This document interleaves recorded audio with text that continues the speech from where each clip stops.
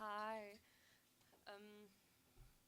For those of you who know me, I've been reading like a little thing for the past couple of weeks, and that ended 2 times ago.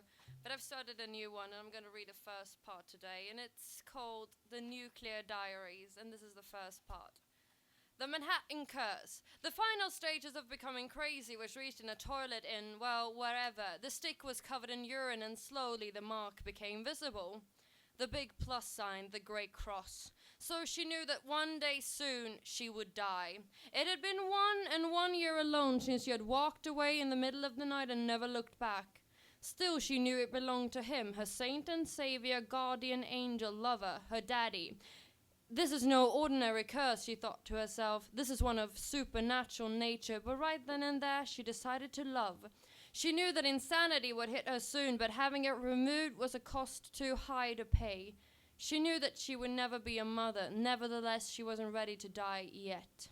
So she decided to do the one thing you never expected of her. She decided to love, and therefore she went crazy. By finally loving, she would be a warrior. She would right the wrongs, the social, political, economical injustices of this God-forsaken town, world, and life. And one day they would sing songs of her bravery. Outside the world, well, nothing had really happened. Men still showing off the Grand American Express, young girls still stood in awe, children still wore their collars, and mothers still didn't care. But she still loved. She got into a cab, the means of transport. "I am so sick and tired of being poor," the cabbie shouted. So he tried to scam her, like they did to all of those they didn't already know or that looked foreign. They would drive around in circles for hours or take anything they could get their hands on.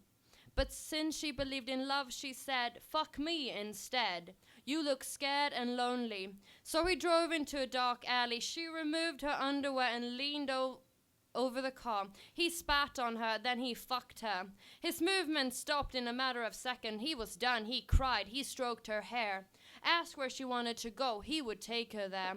But she wasn't trying to exchange sex for favors. So she declined. She took her purse and walked away. She turned around and saw him turn the key and disappear forever. She thought, "I don't like being poor. The world we're living in is one of poverty, this town and this world. But the poverty isn't unbearable. It's sneaky, it's tricky, it's slow crawling, it's indifferent, despair, grey, mundane, the final stages of this incurable disease. It's one that is almost hopeful, filled with chances that your hands can almost reach. The unbearable fact is that this is nothing you can scream. So we adapt.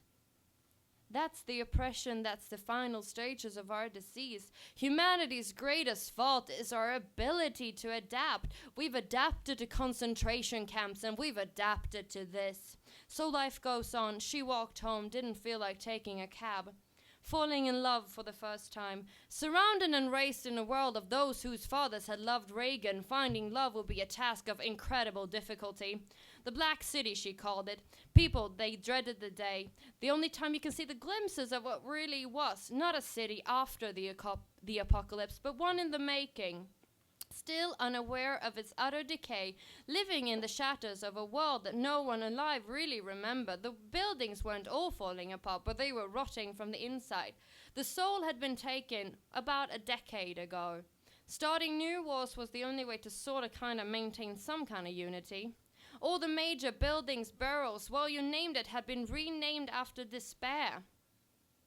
Well, West Holocaust, Normandy Line, Viet Cong Gardens, or the police, commonly known as tankers or just Spitfires. She knew the fight wasn't one of land, it was one of the soul, so she renamed the city Apocalypse Now.